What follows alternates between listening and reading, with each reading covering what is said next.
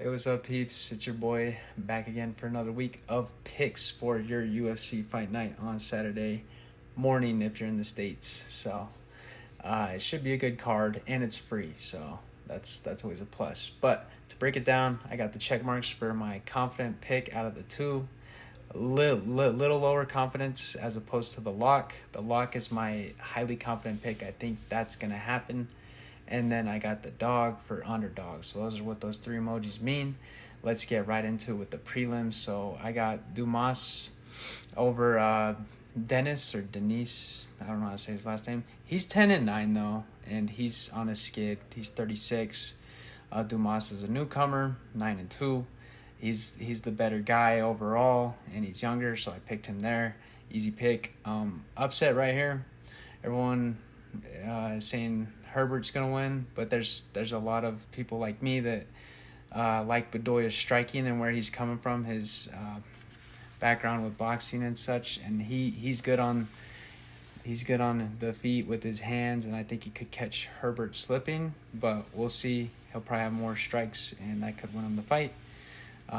He lost his other fight to I don't know who, but all right, got to rush things along here. I got Bedoya for the underdog, better striker. Think he's gonna upset Herbert. We'll see. Herbert's 12-5-1. Bedoya's 14-13. Lost his last two, but I think he's a better striker, and I think he'll get the W for Saturday. So we'll see. Then we got Sam Hughes and then Jasmine Dudakova. I'm going with Jasmine. She's 8-0. She's won her first 3 UFC fights. Sam Hughes is kind of off and on. She's had wins and losses. She's actually 8-6. But yeah, I like Victoria here. Think she gets the job done. So easy pick. And then we got the other dog, Vucinic. He's never been finished, and he's coming from what's that league called? Hold on, let me look it up. He's coming from Cage Warriors, and he was fighting Paul Hughes for the championship, I believe. And Vucinic is just a stud. He's very tough. Of course, Guram is very tough as well, and he's a tall task for any opponent. But Vucinic is fighting a weight up, but it doesn't really matter because he fought that same weight in his last fight, which was pretty recent, and he's fresh. Obviously, he was already training for that other fight that he recently had, so he's ready to go. And I think he does well in his UFC debut, so I got him as a W for Saturday. I think he wins, and he's one of my more confident picks for the underdogs. All right, then we got Mays, D1 Mays, and I forget how to say his name, but Gaziev. Honestly, both these guys are coming off of losses. Gaziev came off his first loss, and he just gave up. Like, he straight up just told the referee, I'm done, after his corner was telling him, you need to get back in there. And, yeah. I have him to win, though, because he is better than Mays stylistically. And I think just overall he's a better martial artist. And he's only lost once, so shows you he's tough. All right, Gaziev and Mays, I think straight up they're both really good strikers. They're both heavyweights, so this is definitely a bout where they're both going to have power. But Gaziev's 12-1 overall. He's better at striking. And I think he wins as long as he doesn't stay in those prolonged exchanges. And I think that Mays is more susceptible to submissions, while Gaziev is more susceptible to taking damage striking. So Gaziev is a clear winner here, I would say. I think the books have him at like -200 as the favorite. But yeah, I think he's going to beat D1 pretty easily. All right, next I have Fernandez just because I think, it's not really good. So, easy pick there.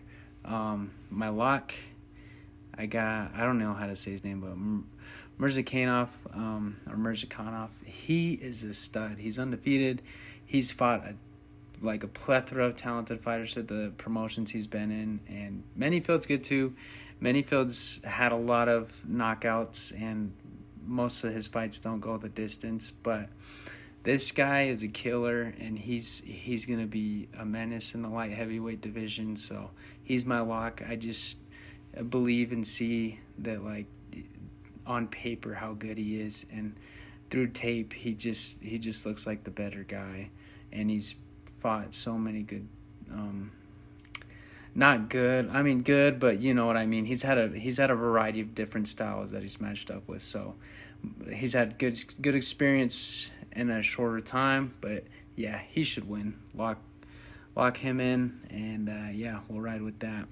All right, now for the main card. So Elvis Brenner is my underdog. This is a tough pick, because this fight right here is probably going to be fight of the night. I know I said that about Muhammad and Cape last week, and it didn't happen, but this right here will probably be fight of the night, just because they're both crazy good strikers, and it's probably not going to go the distance. But I'm going with my gut, Elvis Brenner. I've seen a lot more of him. I just watched more of him, and I'm more comfortable picking him. It's simple as that. So you're welcome to disagree or agree, whatever you want. But Mackenzie Dern, Lupi Godinez. I locked in Lupi because she's training with Diego Lopez and Alexa Grasso. She's a very good fighter, as we've seen her in the past do a lot of different things. Her IQ's not all there, but everything's like technique-wise, she's solid. Mackenzie Dern is a savage too. She's great at jiu-jitsu. She's phenomenal, but her problem is her striking's not that good, and she's been off and on.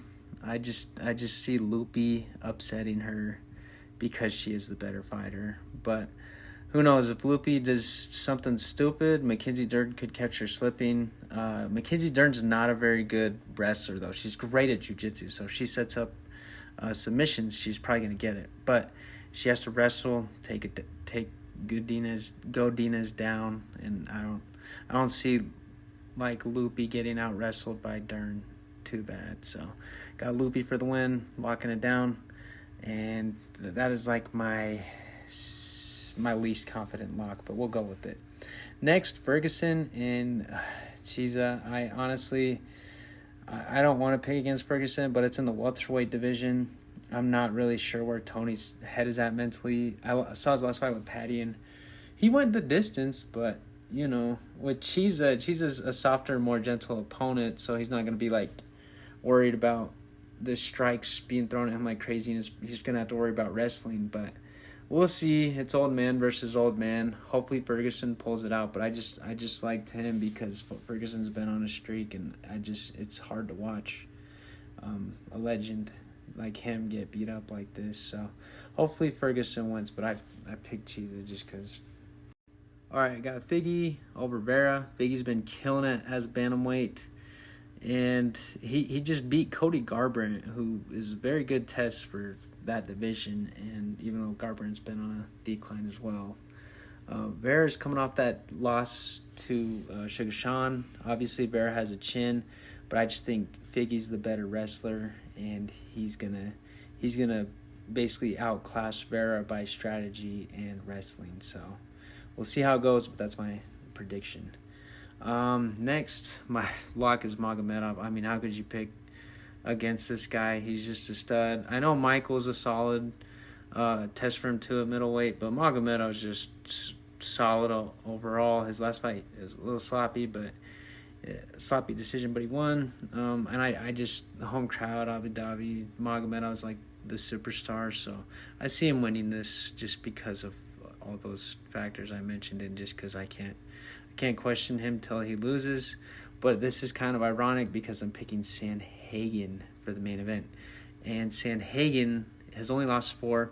He's only lost 1 by submission. He's never been knocked out in the UFC, but I picked him because I think his striking and his level as number 3, number 2, it's going to show against his fight with Magomedov. I know Magomedov is a killer. I know he's the next guy up. He's going to be a savage in the division, but he really hasn't had a crazy test.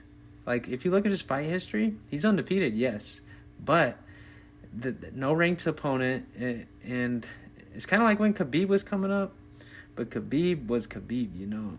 Magomedov, I need to see him beat Sandhagen to be like, riding that train. So I'm rocking with Cory Sandhagen, great striker, great grappler, and just a killer with the killer mentality. Deserves a title shot, honestly, but he's fighting the next guy up just because he's a fighter. He doesn't care. He'll fight anybody. So I like Cory Sandhagen. Give me Cory Sandhagen, the Sandman, and we'll see if he wins. But my main events, I'm 1 for 3. I finally won my first one last week with Bilal, so we'll see if I can try to catch up to my losses. All right, I got Figgy over Vera. Figgy's been killing it as bantamweight, and he just beat Cody Garbrandt, who is a very good test for that division, and even though Garbrandt's been on a decline as well. Vera's coming off that loss to Sugar Sean. Obviously, Vera has a chin, but I just think Figgy's the better wrestler, and he's gonna basically outclass Vera by strategy and wrestling. So we'll see how it goes, but that's my prediction. Next, my lock is Magomedov. I mean, how could you pick against this guy? He's just a stud. I know Michael's a solid test for him too at middleweight, but Magomedov's just solid overall. His last fight is a little sloppy, but sloppy decision, but he won. And I just, the home crowd, Abu Dhabi, Magomedov's like the superstar, so I see him winning this just because of all those factors I mentioned, and just because I can't question him till he loses. But this is kind of ironic because I'm picking Sandhagen for the main event.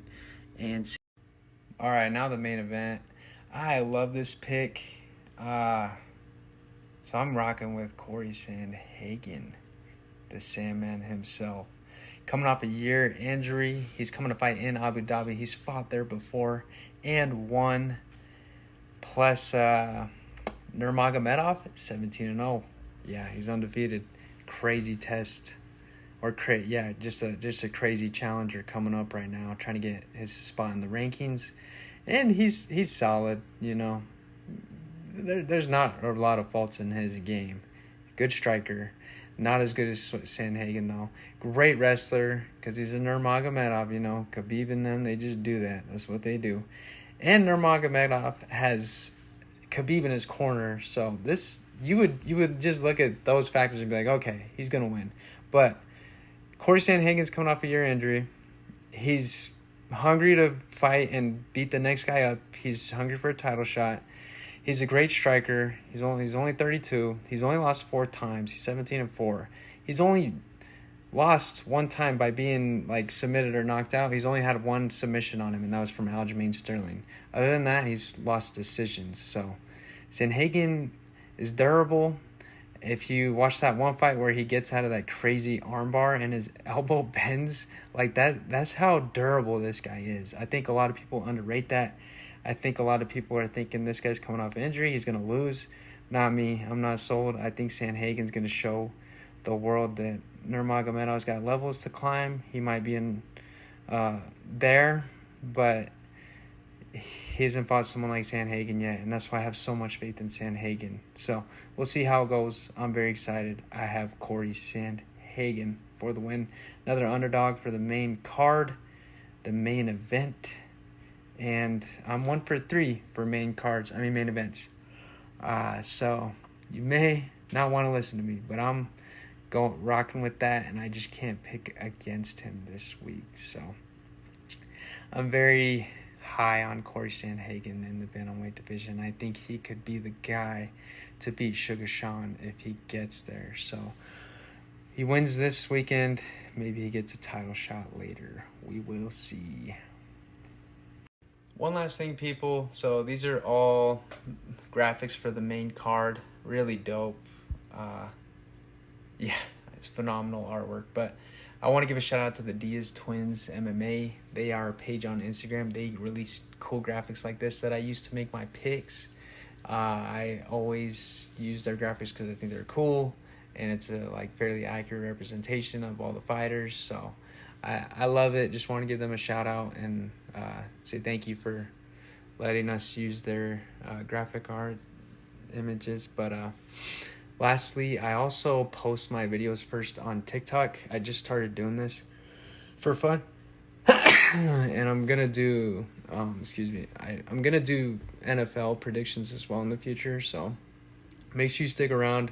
I always post my stuff first on TikTok just because I feel like there's a lot of people on TikTok, so there's more exposure and more MMA fans that I can talk to and comment and just chat with. So very cool opportunity for me to kind of get my own predictions out there and see what you guys think as well. But yeah, keep your